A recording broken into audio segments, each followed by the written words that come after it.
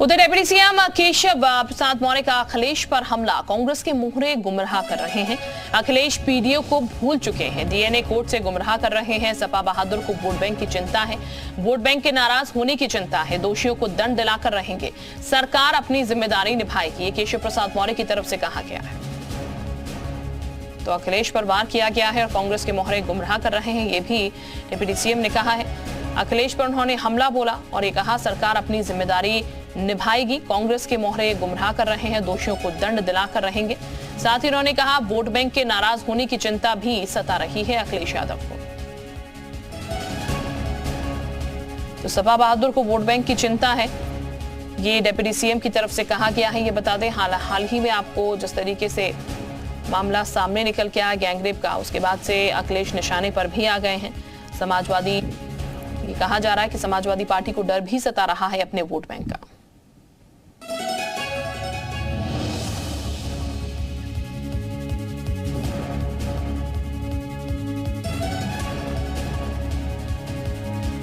ये बता दें कांग्रेस के मोहरे गुमराह कराएं, ये केशव प्रसाद मौर्य की तरफ से कहा गया।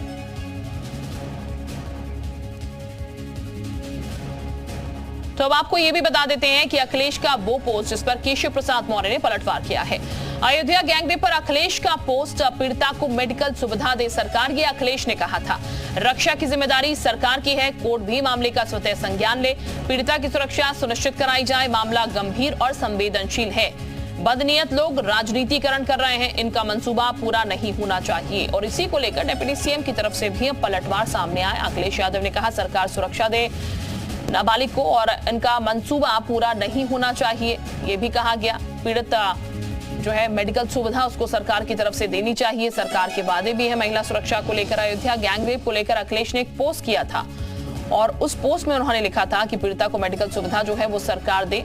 लेकिन उसी पोस्ट को लेकर डिप्टी सीएम ने भी एक पोस्ट किया जिसमें उन्होंने लिखा कि गुमराह किया जा रहा है यहाँ पर और पीड़िता को इंसाफ दिलाकर रहेंगे वो। लेकिन सपा सलाहकार जो है वो डरे हुए नजर आ रहे हैं, उन्हें अपने वोट बैंक की चिंता है, वोट बैंक ना खिसक जाए इसकी चिंता है। तो तुषार इस वक्त हमारे साथ ज्यादा जानकारी के साथ जुड़ चुके हैं। तो तुषार, पूरे मामले की अगर बात की जाए तो एक्शन तो हमने देखा किस तरीके से हो रहा है शुरू से, और बीते दिन भी हम देख रहे थे कैसे कार्रवाई की गई है, लेकिन इस पूरे मामले को लेकर राजनीति जो है वो अपने चरम पर अब चढ़ती हुई नजर आ रही है। देखिए, यूपी में उपचुनाव है, 10 सीटों पे उपचुनाव, और उसमें एक सीट है अयोध्या की मिल्कीपुर। और एक बड़ी वजह ये भी है कि जो इस पूरे मसले पे राजनीति गर्मा चुकी है, मुख्यमंत्री योगी आदित्यनाथ ने इसमें सख्त कार्रवाई का आदेश भी दिया है। पुलिस कार्रवाई भी कर रही है, गिरफ्तारी भी हो चुकी है, बुलडोजर की भी कार्रवाई कर रही है, अवैध संपत्तियों पे उसके बुलडोजर भी चल रहा है आरोपी के। लेकिन अब इस बीच जो समाजवादी पार्टी है वो इस पूरे मामले में बीच में कूद पड़ी है और समाजवादी पार्टी ने अपने जो नेता है उसके पक्ष में जिस तरह से देखिए बयान दे रही है कि डीएनए टेस्ट कराया जाए। देखिए, कहीं ना कहीं समाजवादी पार्टी की अगर बात करें तो इस पूरे मसले को गोलमोल करने की एक बात करिए। अवधेश कुमार जो वहाँ के सांसद हैं, उन्होंने भी साफ तौर पे कह दिया कि मैं पहचानता नहीं हूँ कौन है ये। उन्होंने कहा कि इसमें जांच हो ही रही है और इस पूरे मामले को लेकर अगर बात किया जाए तो कार्रवाई भी बहुत तेजी से आगे बढ़ रही है। इसमें दोनों आरोपी गिरफ्तार हो चुके हैं, साथ ही बुलडोजर की कार्रवाई, कल बेकरी पे भी कार्रवाई चली, आज भी उसके अवैध संपत्तियों पे बुलडोजर की कार्रवाई की जानी है। तो ऐसे में कहीं ना कहीं यूपी जो है वो इस पूरे मसले को अब दोनों ही पार्टियां, चाहे वो भारतीय जनता पार्टी हो चाहे ये समाजवादी पार्टी हो, दोनों ही पार्टियां इसको लेकर चल रही हैं, इसको पूरा भुनाने की कोशिश कर रही है, जिससे कि उपचुनाव भी है।